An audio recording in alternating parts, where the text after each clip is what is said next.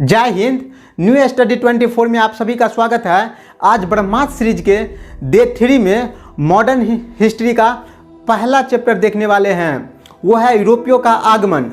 इसके बारे में आज हम लोग क्या करेंगे, इस गाइड वीडियो में समझने का कोशिश करेंगे।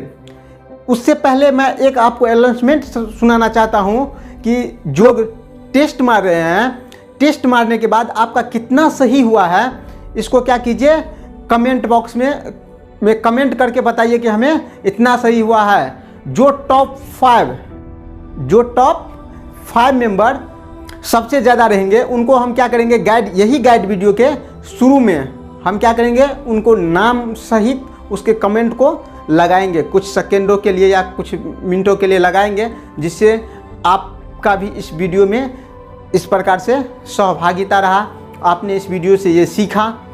तो इसीलिए आप कमेंट करके ज़रूर बताएं और हम देखते हैं कि आप में टॉप 5 में कौन आना चाहते हैं। जब टूटने लगे हौसले तो यह बात याद रखना कि बिना मेहनत कभी भी तख्तो ताज नहीं मिलता। बिना मेहनत कभी तख्तो ताज नहीं मिलता। अंधेरे में ढूंढ लेना अपनी मंजिल, क्योंकि उन्हें कभी रोशनी का मोहताज नहीं होता। तो चलिए सबसे पहले हम लोग देखते हैं कि यूरोपियों का आगमन हमारे लिए कितना महत्वपूर्ण है, और एक बीपीएससी एस्पिरेंट के साथ साथ अदर कंपटीशन के जितने भी स्टूडेंट हैं उनके लिए कितना महत्वपूर्ण है। आज हम इस वीडियो में यही समझने का कोशिश करेंगे, और आज हम आपको बहुत ही सरल भाषा में समझाने का कोशिश करेंगे, क्योंकि यदि इसको हम प्रेजेंट ऑफ माइंड से समझें तो बहुत आसान हो जाएगा। हम लोग क्या करते हैं, इसमें गलती क्या करते हैं कि सबसे पहले क्या कोई टॉपिक पढ़ते नहीं है, थोड़ा बहुत देखे सिलेबस में वो यूरोपीय का आगमन है तो चलो क्या दिक्कत है, बुक निकाले लूसेंट या कुछ समथिंग और उसको पढ़ लिए। पढ़ने का ये तरीका नहीं है, क्योंकि अब कंपटीशन उतना आसान नहीं रहा। कंपटीशन अब बहुत टफ होते जा रहा है ना, कंपटीशन टफ होते जा रहा है। तो अब हम लोग भी तो यही पढ़ेंगे कि स्मार्ट तरीका से कैसे पढ़ सकते हैं। तो मेरा उद्देश्य ही है आपको स्मार्ट तरीका सिखाना, और इसीलिए हमने क्या किया है, पर डे सुबह 6 बजे गाइड वीडियो लाया है। तो चलिए आप प्रारंभ करते हैं यूरोपीय कंपनी का आगमन। यदि हम लोग बीपीएससी में देखें तो बीपीएससी में जो है आपको एक क्वेश्चन यहाँ से आता है, तो कभी इसी का क्या करता है, बिहार के संदर्भ में एक क्वेश्चन पूछ लेता है। दरोगा में भी अक्सर यहाँ से क्वेश्चन आता है यूरोपियों का आगमन से। तो ये टॉपिक अपने आप में काफ़ी महत्वपूर्ण हो जाता है। आप ये समझ लीजिए ना कि यहाँ से 1 मार्क फिक्स है, क्योंकि बूंद बूंद गागर भरना है। तो हम लोग को भी क्या करना है, एक मार्क जोड़ के जो हम लोग 120 प्लस का जो लक्ष्य रखे हैं उसे बहुत ईजिली तरीक़ा से पार करेंगे। तो चलिए हम लोग क्या करते हैं, टॉपिक प्रारंभ करते हैं। तो सबसे पहले हम लोग देखेंगे यूरोपियों का आगमन से हमें पढ़ना क्या सब है। तो इसमें जो सब कुछ पढ़ना है वो है सिंपल, आप समझ लीजिए। एग्जाम्पल लेते हैं, मान के चलिए चाइना और इंडिया के साथ क्या करना है, व्यापार करना है। जिस प्रकार से यूरोपीय कंपनी क्या थे, एक व्यापारी थे। तो मान के चले चाइना और इंडिया व्यापार कर रहे हैं। तो व्यापार करने के लिए क्या होंगे, इंडिया के प्रधानमंत्री और चाइना के प्रधानमंत्री दोनों को क्या करना पड़ेगा, या उच्च स्तरीय बैठक करना पड़ेगा। उसमें अदर भी विदेश मंत्री भी रहेंगे और भी मंत्री रहेंगे, लेकिन रहेंगे वो सब बैठ के क्या करेंगे, वार्तालाप करेंगे। वार्तालाप करने के बाद जितना पे कि कितना कर लगाना है, कितना क्या करना है, कौन से वस्तु को हमारे आना चाहिए, हमारे देश में, हमारे देश के मार्केट में लाना चाहिए, कौन से वस्तु को नहीं लाना चाहिए, ये डिसाइड करते हैं।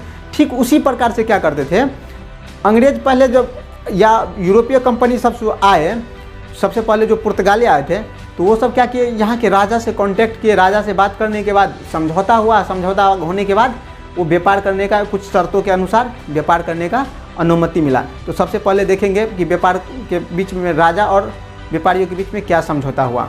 फिर इसके बाद हम लोग ये देखेंगे कि यूरोपीय कंपनी में सबसे पहले कौन आया और कौन कौन आया, उसका क्या क्रम रहा, और उसके टाइम में ऐसा क्या सब काम हुआ। तो ये सिंपल बात समझ गए। जैसे कि अब चाइना आया तो चाइना इंडिया में कौन सा सामान लाया, कब लाया, ये सब का डाटा रहता है ना, ठीक उस टाइम में भी डाटा होगा। तो ये अभी इतिहास में आप एनसीईआरटी बुक में देखिए, इसका अच्छा बेहतर डाटा दिया गया है। इसके बाद देखेंगे कि सबसे पहले एक कंपनी का क्या उद्देश्य होता है। कंपनी का उद्देश्य होता है मैक्सिमम लाभ कमाना। क्या होता है, मैक्सिमम लाभ कमाना। तो उसका उद्देश्य ही होता है मैक्सिमम लाभ कमाना। तो वो लाभ कमाने के लिए क्या करते थे, कभी कभी कंपनी आपस में लड़ जाते थे। नहीं होता है कि मुझे भी पैसा चाहिए, उनको भी पैसा चाहिए, तो चल सरवा तुरा से भिड़ जाते हैं। तो वही बात हुआ कि वो दोनों क्या हुआ, आपस में लड़ जाते थे। और लड़ने की वजह से क्या होता था, दोनों में युद्ध हुआ। तो युद्ध देखना है।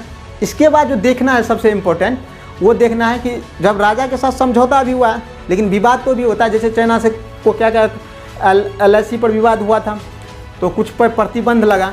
तो उस टाइम में भी तो राजा के साथ कुछ ना कुछ विवाद होता होगा, जिसके बाद राजा प्रतिबंध लगाया। तो अब राजा के साथ ही वो भिड़ गया युद्ध करने के लिए। तो राजा के साथ कौन कौन से युद्ध हुए ये देखेंगे। यदि इसी संदर्भ में हम लोग देखें तो देखेंगे कि यूरोपियन कंपनी में ईस्ट इंडिया कंपनी सबसे महत्वपूर्ण रहे। और हमारे देश पे यदि देखें तो ये बहुत लगभग 200 वर्षों तक क्या किए, भारत पर राज किए। तो वो सबसे पहले भारत के कौन से प्रांत में आए, जैसे कि बंगाल प्रांत, बंगाल प्रांत में सबसे पहले आए। तो इसके बाद वो कहाँ कहाँ इसका फैलाव कैसे हुआ, विस्तार कैसे हुआ, उसका फिर नीति क्या रहा, सबसे पहले ये भी देखना पड़ेगा ना। कोई भी मान के चलो कि चाइना आएगा और ये इंडिया में आएगा, तो उसका भी तो पॉलिसी रहेगा कि हम क्या ऐसा नीति लगाए जिससे कि चाइना हमसे या इंडिया हमसे खुश रहे। तो उस टाइम में राजा को खुश करने के लिए क्या क्या नीति लाए, किस प्रकार से फिर राजा को अपने अधीन में कर लिए, फिर यहाँ क्या सब काम किए, वर्क करने पर के बाद यहाँ फिर अपने बिजनेस को आगे बढ़ाने के लिए, मतलब अपने व्यापार को आगे बढ़ाने के लिए कौन कौन से रणनीति अपनाएं, क्या करना है, यही सब पढ़ना है। ये सब ही काफ़ी इम्पोर्टेंट है।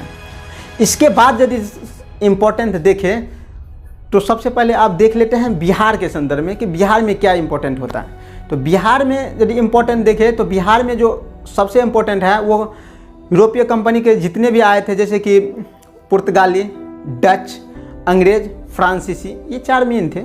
ये जो 4 आए तो सबसे पहले बिहार कब आए, बिहार में पहला फैक्ट्री कब स्थापित किया और बिहार में क्या क्या व्यापार किए, इसके संदर्भ में क्या करना है हम लोग बिहार में देखना है। तो आप क्या कीजिए, बिहार को भी देखते रहिए और इसके बाद इंडिया के संदर्भ में भी देखना है ना। तो दोनों को देख लीजिए, क्योंकि जब हम लोग जो क्या करेंगे बिहार स्पेशल पढ़ेंगे तो एक दिन में पूरा मॉडर्न हिस्ट्री यदि बिहार का चालू करेंगे तो एक दिन में पूरा पढ़ लेंगे। तो एक दिन में पूरा एक बोझ होगा। यदि अभी अभी थोड़ा थोड़ा हम लोग पढ़ते जाएंगे तो क्या होगा, वो बोझ भी नहीं होगा और आसान से हम लोग को क्या करेगा, ये टॉपिक कंप्लीट हो जाएगा। इसमें यदि वेरिएशन देखें कि क्वेश्चन का क्या वेरिएशन करता है, तो अक्सर हम जितना एनालिसिस किए से पता चला कि इसका जो वेरिएशन होता है, यहाँ से एक क्वेश्चन तो फिक्स रहता है। उस एक क्वेश्चन में कभी क्या करता है तो बिहार को महत्ता दे देता है, तो कभी भारत के संदर्भ में महत्ता देता है। लेकिन BPSC में एक क्वेश्चन जरूर आता है, तो इसीलिए आप इसे इग्नोर मत करें। और क्योंकि एग्ज़ाम में 1 मार्क भी कहीं ना कहीं भारी पड़ सकता है। उस स्टूडेंट से जाके पूछो जो 3 साल से, 2 साल से या 5 साल से एग्ज़ाम दे रहा है और 2 मार्क 4 मार्क से वो फेल होता है, तो उसको कितना तकलीफ़ होता है। और वो 1-2 मार्क उसको 1 साल इंतज़ार करवाता है और कहीं ना कहीं वो अपने आप को मोटिवेट करने के स्थान पर डीमोटिवेट होते रहता है। आप ही 5 बार कहीं एग्ज़ाम देंगे तो आप में भी एक गलत अवधारणा उत्पन्न होगा। आप ही सोचने लगेंगे या तो मेरे में तैयारी नहीं है। यदि आपको अच्छा भी तैयारी है तो आप में गलत निगेटिव एक्टिविटी आएगा। तो आपका एक्टिविटी को पॉजिटिव करिए और एक एक चीज़ को बारीकी से इसीलिए हम समझा रहे हैं, जिससे कि एग्ज़ाम में कोई प्रकार का दिक्कत न हो। चलिए इसी के साथ ही इस वीडियो को ख़त्म करते हैं। जय हिंद, धन्यवाद।